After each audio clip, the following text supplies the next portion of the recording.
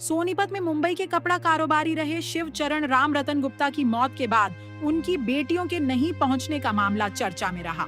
शिवचरण की श्रद्धांजलि सभा सनातन धर्म मंदिर गीता भवन में आयोजित की गई, लेकिन इसमें भी उनकी बेटियां शामिल नहीं हुईं। 4 अगस्त को शिवचरण ने सोनीपत के वृद्धाश्रम में अंतिम सांस ली थी। जीवन के आखिरी 3 साल उन्होंने इसी वृद्धाश्रम में बिताए थे।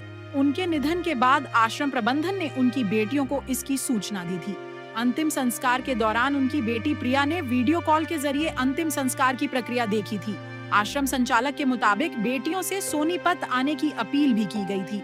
सामाजिक संगठनों ने उनकी सुरक्षा की पूरी जिम्मेदारी लेने का भरोसा भी दिलाया था।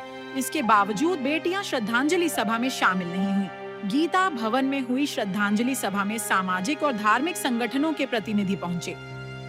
सभी ने शिवचरण की आत्मा की शांति के लिए प्रार्थना की और उनके जीवन के अंतिम दौर को याद किया।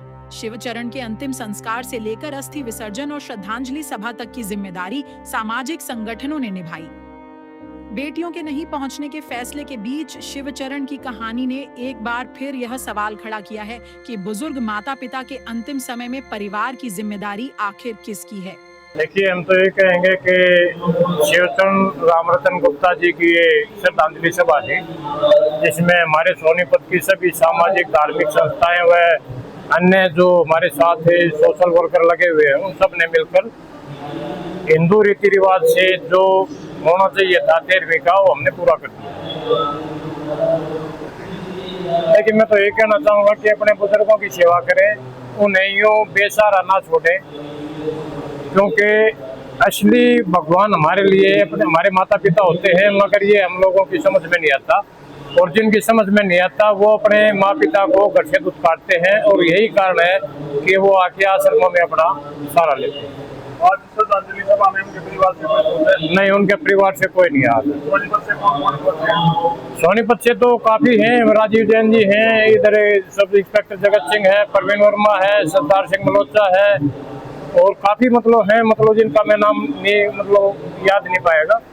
तो काफी संस्थाएं भी साथ में जुड़ी हुई हैं, वो भी सारी आई हुई हैं। शहर के सभी सामाजिक संस्थाओं का, धार्मिक संस्थाओं का और सामाजिक कार्यकर्ताओं का धन्यवाद करता हूँ कि शिवचरण गुप्ता जी जो महाराष्ट्र के निवासी थे और यहाँ जो है वृद्ध मंदिर में रह रहे थे, उनका जो है निधन के बाद पूरे रीति रिवाज के साथ जो है उनका दाह संस्कार किया गया, अस्थियां विसर्जित की गई, और आज उनकी 13वीं के अवसर पर जो है हवन यज्ञ करके भगवान से जो है उनकी आत्मा की शांति के लिए प्रार्थना की गई।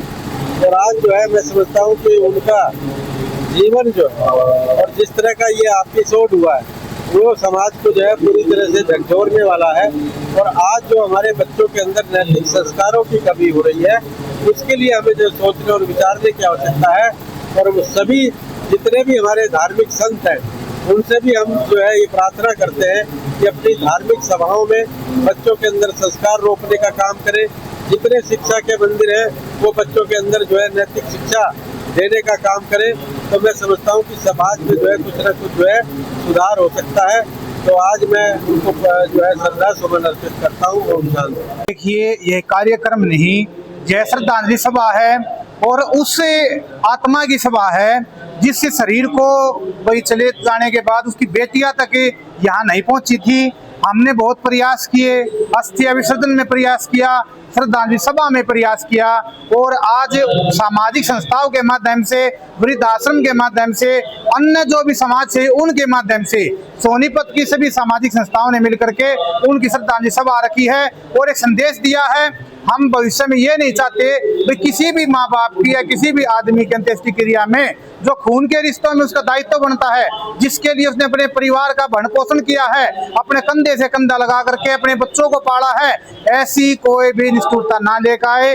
हम यही संदेश देना चाहेंगे इस पर कि बच्चों को माँ बाप के प्रति झांकना होगा, माँ बाप के प्रति सद्भाव को दिखाना होगा, अपनी सेवा भाव को आगे बढ़ाना होगा।